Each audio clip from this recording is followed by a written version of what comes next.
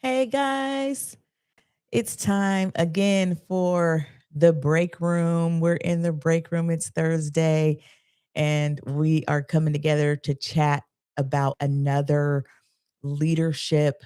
Um, what do you want to call it? Nugget, something to chew on. And today, I'm going to be honest with you and fess up that the question today and the statement coming out of the gate for some of us is going to feel like I am rage baiting you. I promise I'm not. It's real. I mean, maybe you've already stepped into this discipline, but I wanted to bring it up because it is so valuable and it takes some of the things that we may not enjoy facing and gives us an opportunity to turn it around and get some gold or nuggets from it or make it valuable. That is my favorite thing to do is to take a situation that typically is, really hard or like gloom and doom because some parts are, and then turn that around to something else, to something useful, to something meaningful, valuable for both you as a leader and for your organization. So today, we're talking about building a culture of experimentation. We may even think that we do that sometimes, but the challenge today is to consider if we are contributing to building a culture of experimentation by the way that we handle failure or mistakes, our own or when coming from somebody on our team or within our organization. So the question that we're asking today is, when was the last time that you had a moment of failure or that there was a failure that was actually highlighted or celebrated? See, I told you, I promise, I'm not rage baiting you. Was it highlighted or celebrated as a learning milestone? That's the goal, right? Not just to run into trouble or have experiences with our failures, mistakes, whatever you want to call them, but are we at the place where we can elevate that into a learning milestone? And I like to think of this, if you're thinking from a scholastic standpoint, when you go to school, usually in college, but sometimes in high school too, you will hear the terms 101, 201. The higher up in the numbers is supposed to be the more difficult the subject matter. And so consider this a leadership 300 level type of principle that we're trying to learn. So it's more than just navigating time and space and handling failure or mistakes or missteps. This is actually taking it to the next level and expecting to learn from this, and not just you, but also creating an environment where your team can learn from failure, mistakes, or uh, missteps, right? This is also, like to just put it out there, this is assuming that you already are using protocols that are established for you and your company when things don't go as you're expecting them to. This is not skipping over those things. This is still handling things the way that they need to be handled. Um, but it's more about, what are you doing beyond that, beyond the initial approach? Why do these moments stand out? How can these moments stand out? Because they really do have the potential to be some of your more star-studded reel that you're looking back on, and your standout moments. They have the potential to be that, and for more reasons than just that was a big thing that happened that wasn't cool, right? They have the potential to stand out based on the amount of wisdom that you apply in the situation and on the other side of it. So, one of the things that um, creating a culture of experimentation brings to you is a good reputation for actually creating a culture that you can invite risk taking. You can invite your team and even for yourself to take more risk, um, valuable risk, not just risk for the sake of risking, but, pointed risk, learning things, exploring, creativity, new ways of approaching something, new levels of hitting something. Maybe you're not going to hit it with the same tools and approach that you've been using. It requires a level of creativity and risk. So by building a culture of experimentation, you open the door for that.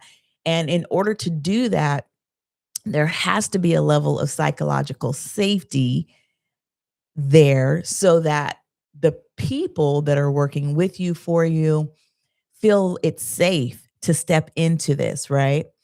Your current way of handling mistakes or problems or failures, whatever way that it is that you are acting or reacting in these moments, you may feel that you're doing the right thing. Sometimes our reactions are just all bent on this can never happen again. And so the elevation that we apply, the tone that we apply, all of that is connected to the fact that we somewhere in our heads believe that how we are reacting or our acting is going to keep mistakes from happening.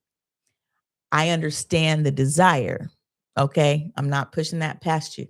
But I'm going to push back here and say that that's not realistic.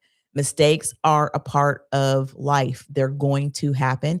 You can mitigate them, you can minimize them to a certain degree, but the idea that you believe that your actions or reactions to your team's mistakes, if it's high enough, if it's harsh enough, if it's, whatever word you want to put there, um, that you can prevent mistakes from happening, eh, that's a little bit, that's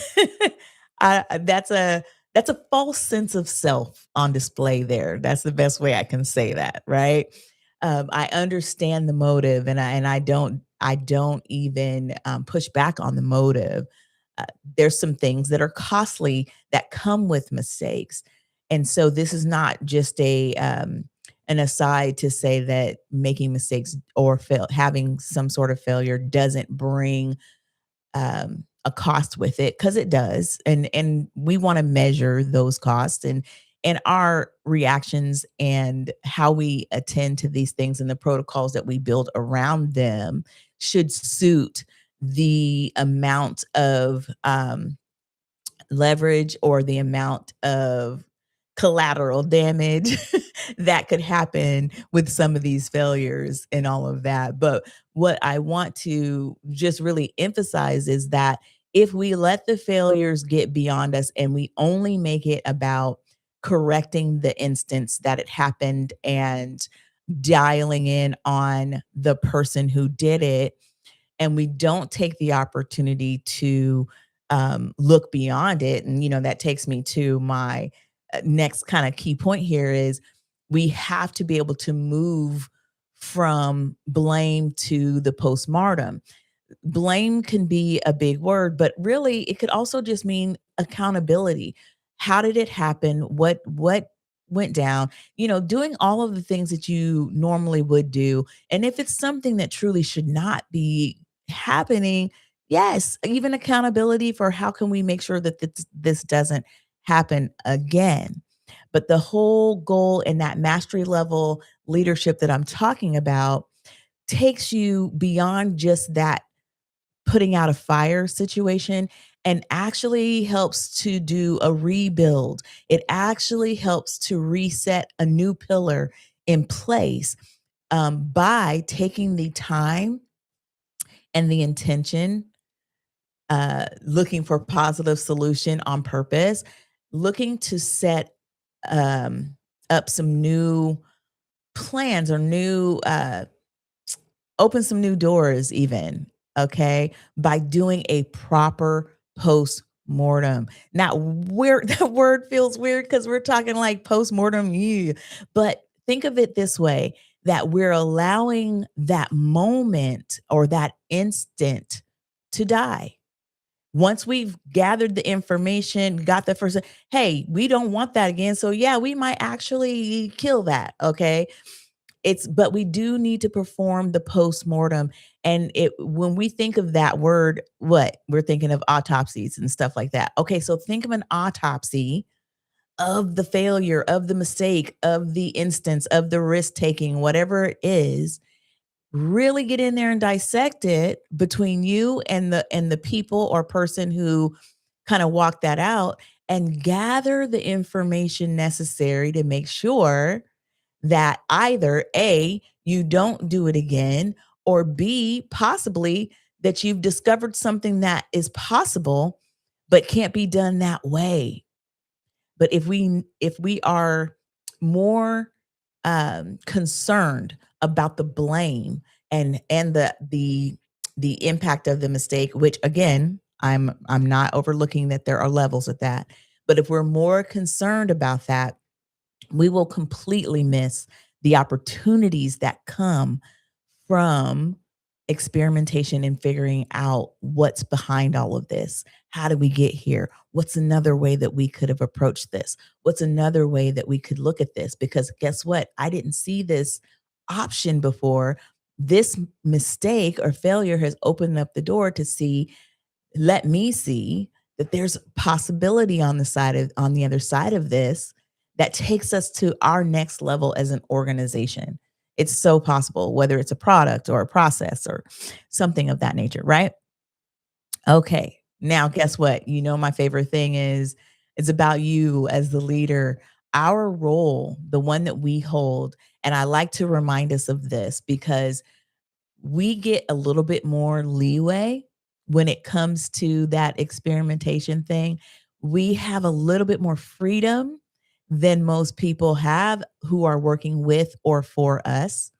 And so I want us to be reminded of that as we decide which way we're going to go here, right? So we have more of an opportunity uh, to take some shots, to do some experimentation, to actually have more oops where other people may not even know that they happened, or if they do, they don't have the ability to speak to it the way that we have to speak to theirs when they make the same mistakes or some sort of mistake. Okay. So I want you to recognize that difference of standing exists. Okay. And I'm not telling you that you have to give everyone in your organization the same leeway. But what I'm saying to you is recognize that there is a difference between the two and take that with you as a filter when you're going in to discuss the most recent failure or mistake done by someone in the organization. And when you're working with them, of course you're going to look at motive. Of course you're going to look at care or carelessness. You're going to look at all of those things. You're going to address those things. This is not a pitch to say that those things aren't addressed. This is a discipline as a leader that if you can master this, I'm telling you, you are creating and adding to that ideal place to work, for one, and you're creating more room for uh, creativity. Okay. So the whole idea here is for you guys to show that mistakes can happen because they do, and then grow together. So you're going to show what it looks like when we make mistakes, show what it looks like to rebound from those things, and then also grow together because we're opening up the door for more visualization in that area for both us and our team. Because I'm telling you now, if you get perfect at handling the blame, and sometimes even shame, and that comes with the failure, even if you feel like you're creating a space that will have less mistakes, I can pretty much guarantee you that you're creating a space where people learn how to hide mistakes better. They learn how to avoid telling you about the mistakes. And that's not what we want. We want that stuff out in the open so that we can address it appropriately and grow together. That's the whole point, right? That and creating an awesome place to work, getting that reputation out there, and also stewarding that same kind of leadership throughout your organization. It's worth it, people. There's ROI behind it. That's an energy output that you're going to invest for sure, but it's going to be worth it in the end. And it's going to leave legacy for those who are so concerned about what we're going to do and what's on the other side of all of this that's happening for us now. We're seeding, we're still here, we're still in the game. So let's seed what awesome leadership looks like for us and for our teams. Okay, so your call to action. What are you doing this week? I want you to share a small fail, just something small, okay? From your own week, something else, something that goes down, something that happens with you. Share one of those with your team and highlight with them exactly what it taught you. Okay, let's do it. We're putting in practice of the things that we learn. And I will see you guys next week in the break room. I hope you have a great, great rest of your week. And guess what? Drumming roll, man. I'm telling you that the next time I see you, barring no hiccups whatsoever, the next time I see you, the dynamic pause, updating your leadership playbook when the rules to win, I'm sorry, when the rules change will be out. Oh my goodness, I better get it right, huh? It's my book. That book will be out and live and available for you guys to pick up where at a couple different options there. So both ebook and in print. Can't wait for you guys to see that and be a part of that with me. All right. See you next time. Bye.